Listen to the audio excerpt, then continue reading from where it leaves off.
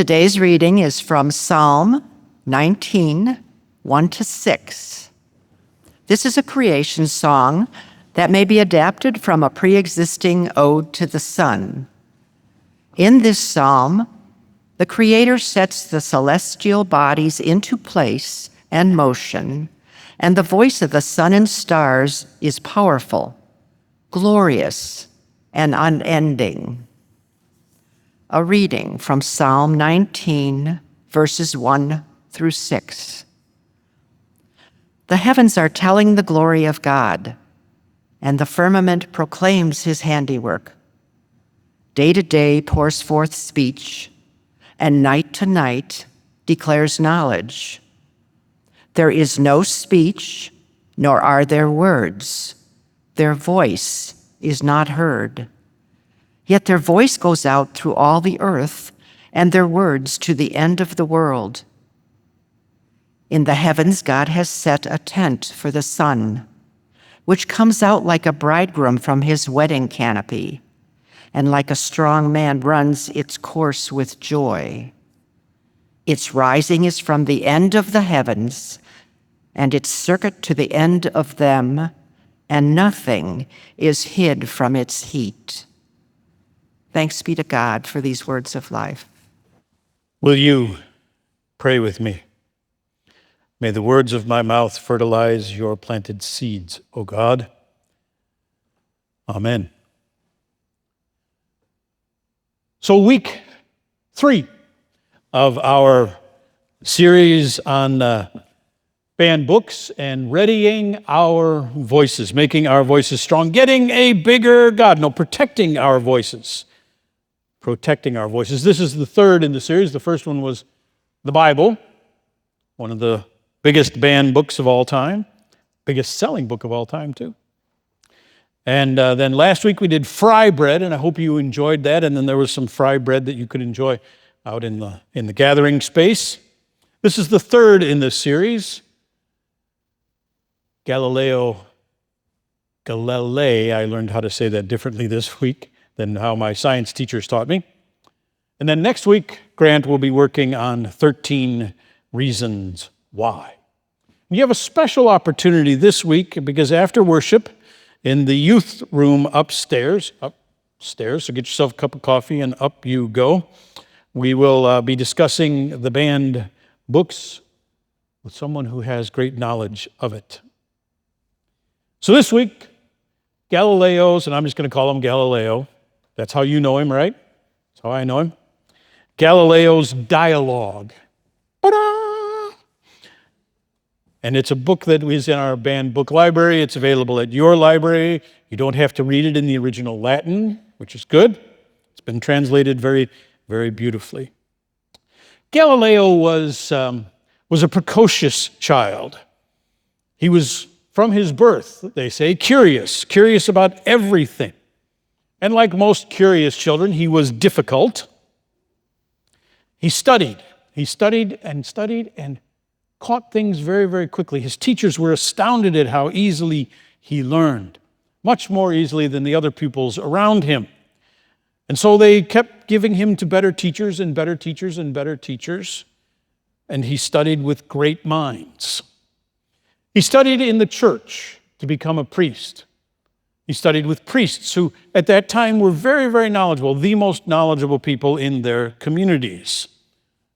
Some of us think we still are.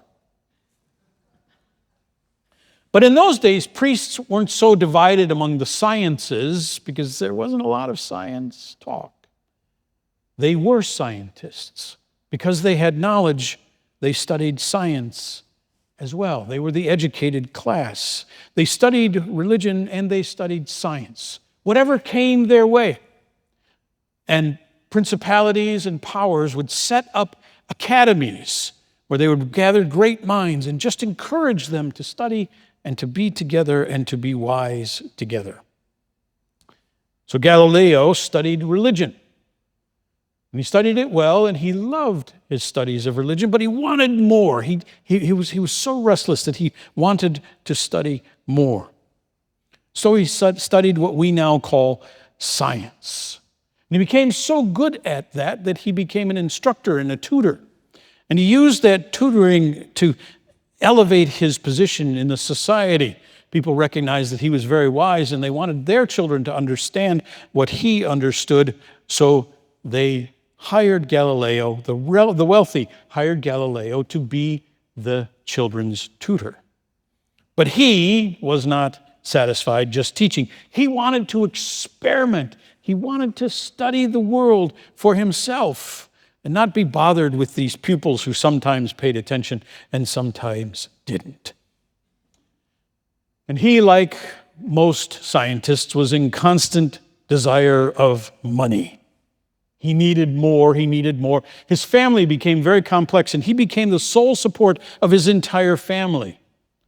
He had a brother-in-law who was a ne'er-do-well and constantly wanted more. He was trying to pay off his sister's dowry and not having much success with that. He was trying to pay off his daughter's dowries and wasn't having much success with that. And if you didn't pay the dowries, you could wind up in a debtor's prison, and he didn't want that. So he found ways with the patronage of the royals and the wealthy. And that's how he was able to support his habit of science. At that time, telescopes were emerging and other things with lenses. And telescopes opened the heavens to observation and speculation. Mind you, they didn't know what we knew, what we now take for granted as wisdom about the stars and the sky. In 1609, building on a Dutch invention, Galileo created his telescope. And Galileo improved on the initial creation and kept improving and kept improving and kept improving, as scientists are wont to do. And then he gave his telescopes to his patrons, and he showed them the skies, and they were amazed. But what they wanted those telescopes for more, and how he sold them to the wealthy, was as military tools. You could see your enemy from far away if you looked through the telescope, and it gave you an advantage.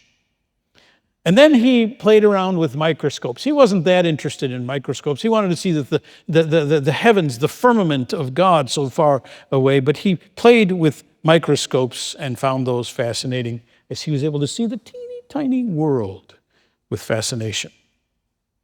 Galileo was a master at grinding lenses and designing telescopes, and so he made great leaps so that he could see farther and clearer. He used to have parties. They would have parties in the evenings, and they would feast and get full of all kinds of things, and then they would look at the stars, and that was how they had parties, was looking through these telescopes and seeing the stars and interpreting them and seeing new worlds. And then Galileo would stay up all night looking through his telescope to see more and more of what was above him. He was very good at interpreting and then understanding what he saw as he saw heavenly bodies shift place in the sky. He could see further and clearer and apply his true genius to all of it. So wise and powerful people flocked to come and see Galileo. He was part of an enormous scientific revolution. Revolutions change worldviews and challenge them. Now, so far you're about 3 books in on what I've been reading about this thing. It's been fascinating to me, but I wound up down that deep rabbit hole that just consumes you as you do. Do you ever do that? Start reading about somebody and then you get deeper and deeper and deeper. So I could go on for a couple of hours, but the Bears play sometime today. Galileo brought his telescope to church leaders, and they were fascinated by it. The Pope actually walked out on a balcony with Galileo and looked at the stars in the skies and the heavenly bodies moving around, and was fascinated by what he saw through the telescope. He was amazed. But soon, the established church was threatened. Now, why was the church threatened by this telescope? Why this one revolution? We can't imagine such a thing in today's world, but then it was very, very different. You see, Galileo was presenting a heliocentric way of looking at the universe. The sun is at the center of our solar system, right? We We kind of take that for granted. But then, no. They had a geocentric view. The earth was at the center, and the sun moved around the earth, and all the planets moved around, and all the stars moved around, and the whole of creation moved around the earth, and the earth was created by God. So it was really a theocentric view of the world. God created the earth and was intimately involved with the earth, and everything else moved around the earth. You can read about this in Joshua 10. What did God do in Joshua? Made the sun stand still. Well, the only way you could do that is if the sun was revolving around the earth. And in Psalm 19, which was read to us and sung to us, did you notice that? The heavens are telling the glory of God, and the firmament show God's handiwork.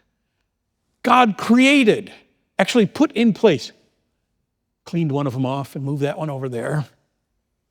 All of the stars in the sky. Psalm 104, God laid the foundations of earth that it should never be removed forever. God laid the foundations of the earth. Isaiah 40, God sits at the center of the earth and stretches out the heavens. You see how they could think that because the Bible was the center of their faith and God was at the middle, how important it was that they hold on to that view no matter what. And so the church was threatened. Revolutions challenge worldviews and power dynamics, and they were in the middle of a revolution. The power of Scripture was threatened, and therefore the church was threatened. The power of the Pope was threatened as well. Galileo was then put on trial by the Pope. It was the Inquisition, the Roman Inquisition. In 1616, the papal office warned Galileo to stop teaching this heliocentric view of the world. Knock it off. In 1632, Galileo was then put on trial. In 1633, he was found guilty of this is something we should all be found guilty of, vehement suspicion of heresy. That's what he was charged with, and that was what he was found guilty of. Now remember, Galileo studied to be a priest. He loved his Catholic Church, and his deep and abiding faith. His daughters were deep in the church and loved their faith. And so this trial broke his heart, and he was sad. In 1633, they banned his book, The Dialogues. You can read it. In 1635, they reaffirmed that. And then in 1835, so we went from 1633 to 1835. Finally, in 1835, the Pope took Galileo's book off the forbidden list. They get around to things a little slow sometimes. And in 1992, Pope John Paul II didn't apologize for what happened to Galileo, but in 1992, Pope John Paul II indicated that the church may have erred in sanctioning Galileo 359 years earlier. Galileo, a scientist and a theologian, wrote the Grand Duchess Christina. Now get this. I do not feel obliged to believe. This is a theological statement.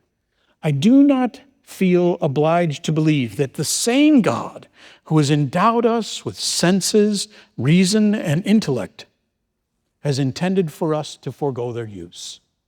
God gave us senses, intellect, curiosity, reason, and God intends us to use those, right? That's who we are today. We are a thinking church, right? So we want to think. You see, Galileo was inviting us to get a bigger God than the one that he was exposed to. Revolutions invite us to get a bigger God. God in the space race. In the mid-20th century, the space race required a theological revolution. Some of us remember these times with all the rockets blasting off in the air and the wonderful things that happened and those heroes that we saw. But the Soviets were also part of the space race, remember? And the Soviets sent cosmonauts up, and when they came back, they said, "We saw no God when we went beyond the sky. We didn't see any God up there." Remember, they were the godless commies, right? Which is to put too much on those people because many of them remained faithful in the midst of the tyranny. But they saw no God up there. Did any of you read C.S. Lewis in college, Screwtape Letters? Wonderful, fascinating. Good, some of you are nodding.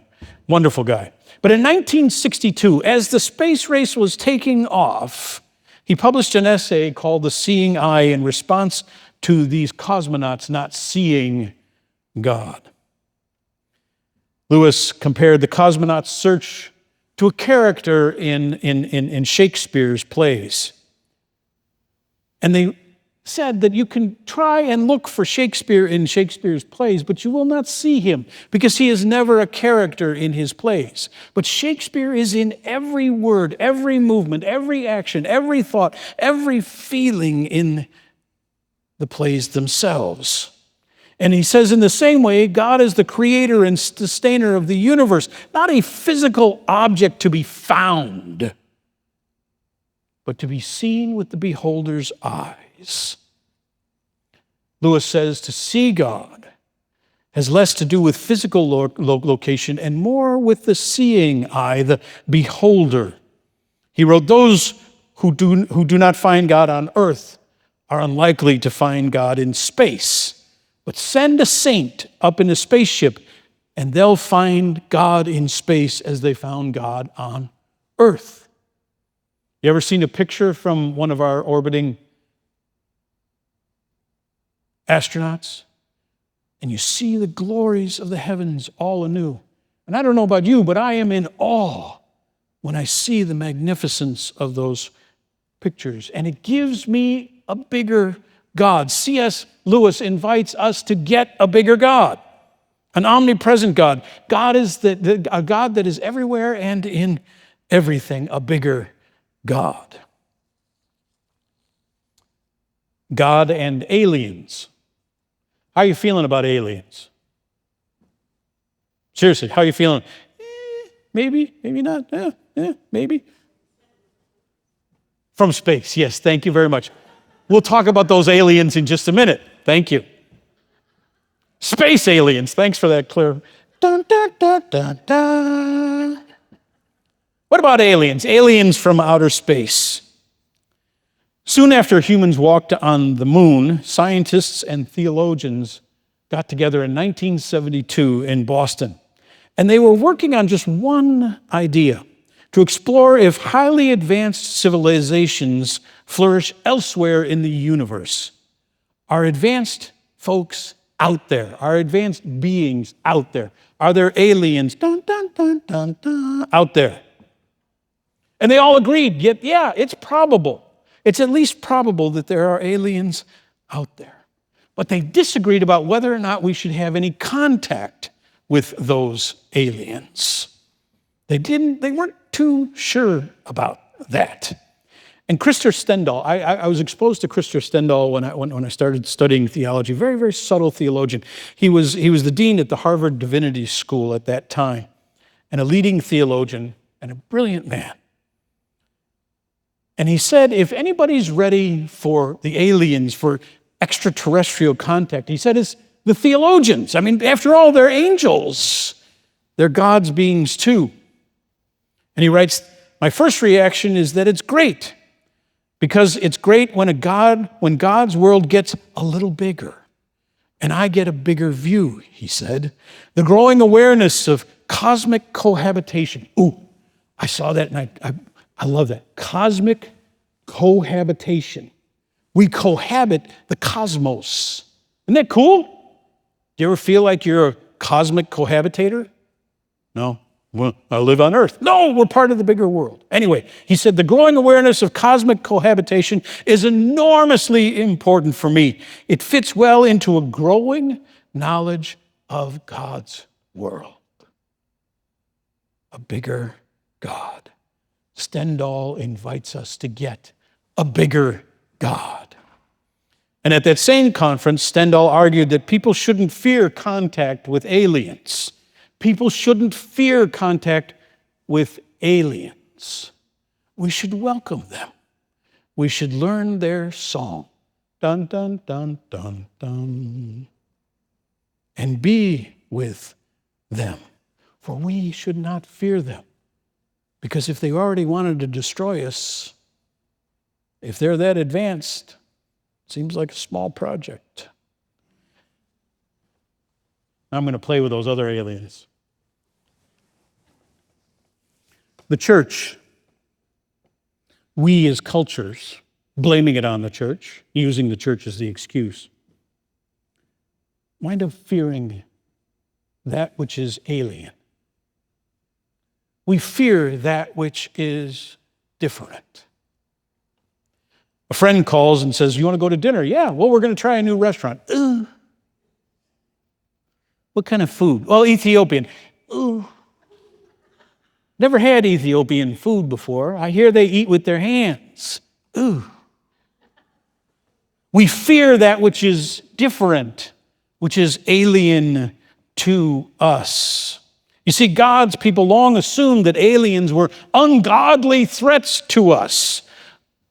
As the sailing ships went around the world, we encountered cultures which were strange to us. We found those people to be heathens,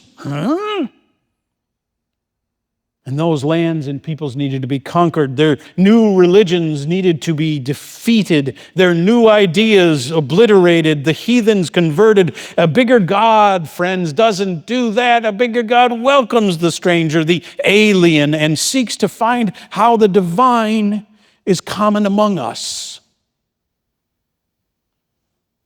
Imagine if our ancestors, the Puritans, actually sat down with the Native Americans and said, teach me about your God. Who is that God? And how do we have that God in common? Wouldn't that be great? Aliens and popes. One of my favorite popes was Pope Francis, the most recent one. In 2024, Francis famously said that he would be willing to baptize an alien if the alien asked for it, which I think is fascinating. The alien would have to ask, and I think that's a good boundary. But wouldn't it be fantastic if we actually talked to the aliens about their perception of the larger universe and the divine? In 2015, Francis also said, when discussing the possibility of cosmic cohabitation, he said, the Creator is infinitely greater than our knowledge. Infinitely greater than our knowledge. Pope Francis invites us to get a bigger God. And what about now? Today we are in a digital revolution. Remember, revolutions disrupt. We live in a digital age. Some of you are watching through digital capacities right now. Didn't want to go out in the rain? Great, we can watch church on TV. Well, put down your phone for just a second, put down the tablet for just a second and play with me. We live in the age of artificial intelligence, and I think that overstates the case. I find it aggregated information, AI, aggregated information, or amalgamated ignorance, quite frankly. Science and faith and ignorance are wrestling again. The scientific method is being challenged by ignorant assumptions. The digital revolution, the internet, is helping spread bad science. And frankly, we're putting our children at risk of measles and smallpox and other preventable diseases. We already figured this out. Why are we doing this again?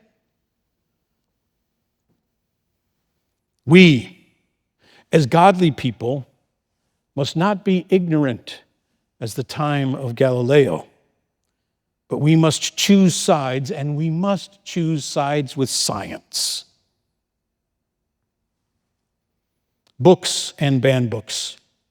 We Christians, we people are people of the book. The book, the Bible, is at the center of our belief system. But that book is not infallible. There are things in that book that they got wrong. Our book, friends, was written by a pre-scientific people who desired to share their beliefs. But we are a scientific people who desire to live our truth. We can venerate our book, our Bible. We can venerate our book and acknowledge that our book is one of many books, and there is greater wisdom to be found. Our Jesus is centered on the truths of kindness, humility, and radical love. And that humility, kindness, and radical love will stand the tests that come our way. Our God is big enough to endure all tests. This truth can be trusted. Therefore, let us not flinch at the challenge of science or aliens or ignorance. Our God is big enough to endure all of those. Our God is bigger than science. Our God is bigger than aliens. Our God is bigger than ignorance. Let us not flinch at the challenge of evil alive in our lives and in our world. The confession of our book, the confession of our faith, the confession of our Christ is that God is greater than anything, anyone we may face. Our God is bigger than we even imagine. So let's get a bigger God.